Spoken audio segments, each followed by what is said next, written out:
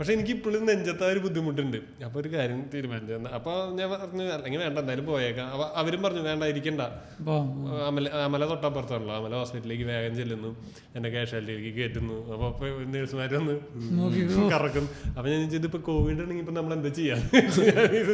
അതിനിത് Covid ആണെന്ന് എൻ്റെ അടുത്ത് ആരാ പറഞ്ഞത്, നീരൊഴിച്ചിട്ട് ശ്വാസം വിട്ടിട്ട് കോവിഡ് അല്ലേ? അല്ലാണ്ട് നിങ്ങൾക്കിതൊന്നും അറിയില്ലേ, നീരൊഴിച്ചിട്ട് ശ്വാസം വിട്ടിട്ട് കോവിഡ് അല്ലേ എന്ന് ചോദിച്ചു. ആ റിസൾട്ട് ഇങ്ങോട്ട് വന്നോട്ടെ തീരുമാനിക്കാൻ. പിന്നെ ഞാൻ ഉള്ളിലേക്ക് ആ സ്ട്രക്ചറിൽ കിടന്ന് പോകുമ്പോൾ ഞാൻ ഇവിടെ ആയിരിക്കില്ല, ഞാൻ മരിക്കാൻ, ഞാൻ മെനൊന്നും കാണില്ലായിരിക്കും പറഞ്ഞിട്ട് അകത്തേക്ക് പോയി. അവർ ടെസ്റ്റ് അത് നോർമലാണ്, ടെസ്റ്റ് നെഗറ്റീവാണ്.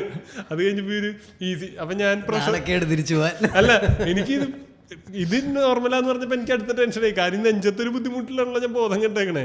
നെഗറ്റീവാന്ന് കേട്ടപ്പോ എന്റെ അടുത്തത് ഇത് അറ്റാക്കാന്നാ. അപ്പൊ ഞാൻ പ്രഷർ ഞാൻ മരിക്കും എന്തായാലും ഞാൻ തീരുമാനിച്ചറിഞ്ഞേക്കണേ.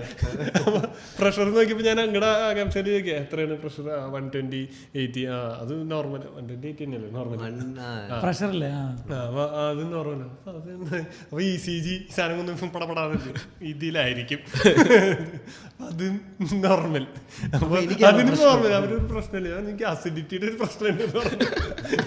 ഇവരൊരു ഇഞ്ചക്ഷൻ അടിച്ച് ഗ്യാസിനുള്ളത്, ചെറിയ തോതിലൊരു ഗ്യാസ് പോയി. അത് കഴിഞ്ഞപ്പോ എനിക്കൊരു ആശ്വാസം.